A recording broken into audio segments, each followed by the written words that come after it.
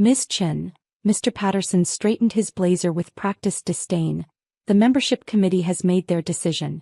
I sat quietly in the oak-paneled office of the Evergreen Country Club, watching the afternoon light reflect off my laptop's screen. The same screen displaying confirmation of my latest acquisition. Your behavior has been deemed unsuitable, he continued, flanked by the committee members in their perfectly pressed khakis and pastel polos. The standards of Evergreen must be maintained. Unsuitable. I kept my voice neutral, thinking of the papers my lawyers had finalized that morning. The incident at the charity gala. Mrs. Whitmore spoke up, pearls gleaming. Speaking to the staff like equals. Suggesting the club's investment portfolio was. She shuddered, outdated. And your attire, Ms. Bradford added, eyeing my simple black dress, a hand-tailored piece worth more than her annual membership dues. The club has a certain aesthetic. I checked my watch, Swiss-made, discreet, worth more than their cars combined. So my membership is being revoked? Effective immediately, Mr. Patterson nodded gravely. We'll refund your annual dues, of course. That won't be necessary, I said, opening my laptop. But while we're discussing membership, I turned the screen toward them, displaying the ownership transfer documents.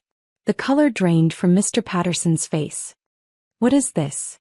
Proof of purchase, I replied. As of 9 this morning, Evergreen Country Club, along with its sister properties across the country, belongs to Phoenix Global Holdings.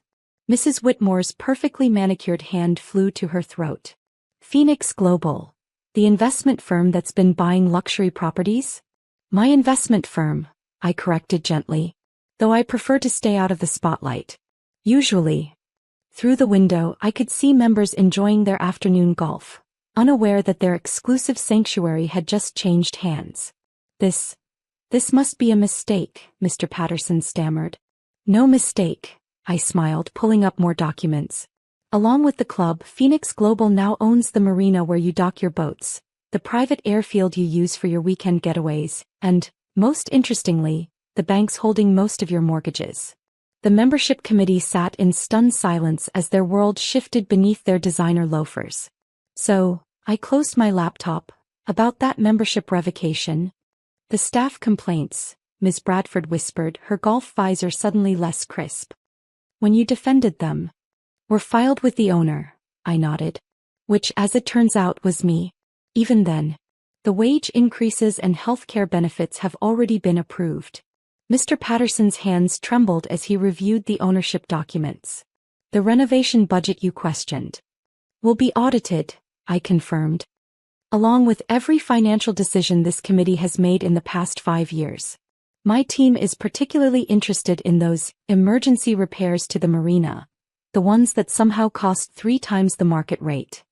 Through the club's bay windows, I could see my security detail arriving, not in uniform, but in suits that cost more than a year's membership. The investment portfolio, Mrs. Whitmore said faintly, when you said it was mismanaged, is now under Phoenix Global's control, I finished. Though I doubt your husband will enjoy explaining to his clients why their funds are being transferred to more competent managers.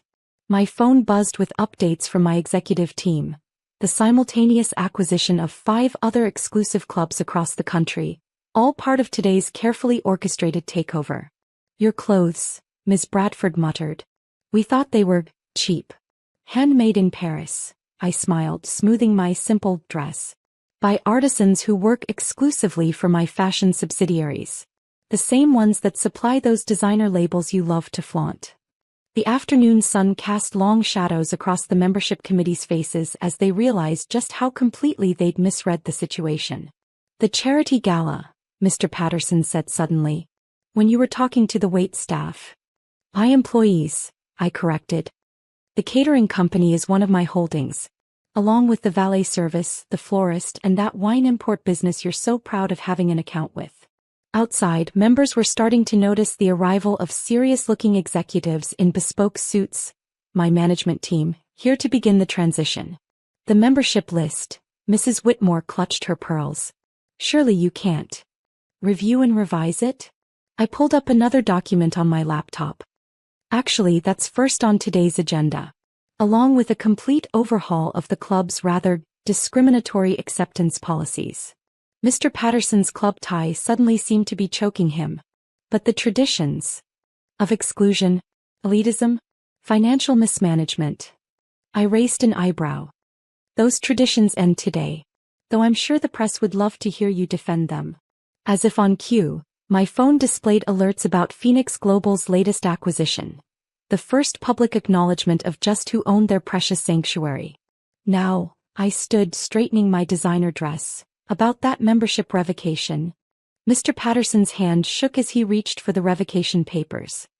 We could reconsider. That won't be necessary, I smiled, pulling out my own documents.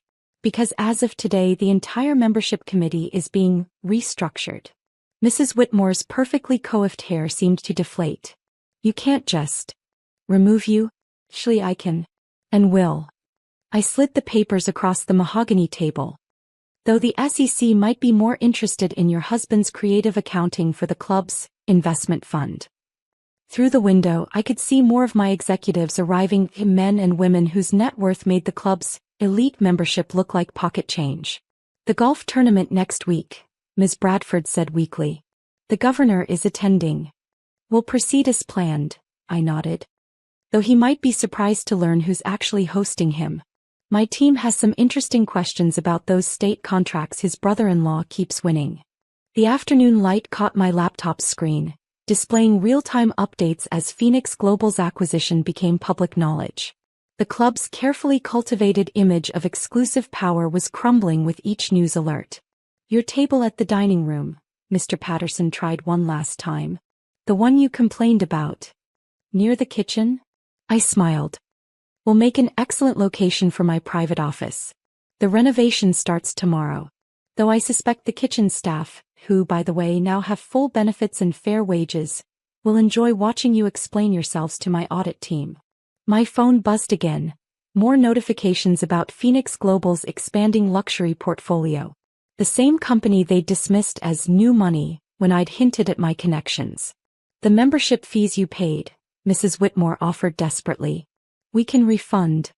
Are less than what I spend on coffee each month, I cut in. Though I'm more interested in the fees you've been charging other members, particularly the ones who don't match your preferred demographic. The sound of helicopters approached, my executive transport arriving for the emergency board meeting that would reshape their precious institution. You see, I continued, gathering my things, while you were all busy deciding who was worthy of joining your club, I was busy buying it. And every other property and business you depend on to maintain your illusion of exclusivity. The board of directors, Mr. Patterson said weakly, watching through the window as my executive team assembled on the lawn. They won't stand for this. The board, I smiled, pulling up another document, was replaced this morning. Though most of them were quite eager to resign once they saw the audit results. Fascinating spending habits, by the way. Mrs. Whitmore's pearls clinked nervously as she shifted in her seat. The annual charity ball will proceed under new management, I confirmed. Though the actual charities might finally see more than 10% of the proceeds. My forensic accountants are quite interested in where the rest has been going. Through the club's grand windows, members were gathering to watch as 3 black helicopters landed on the golf course. My private fleet, each worth more than their combined annual dues.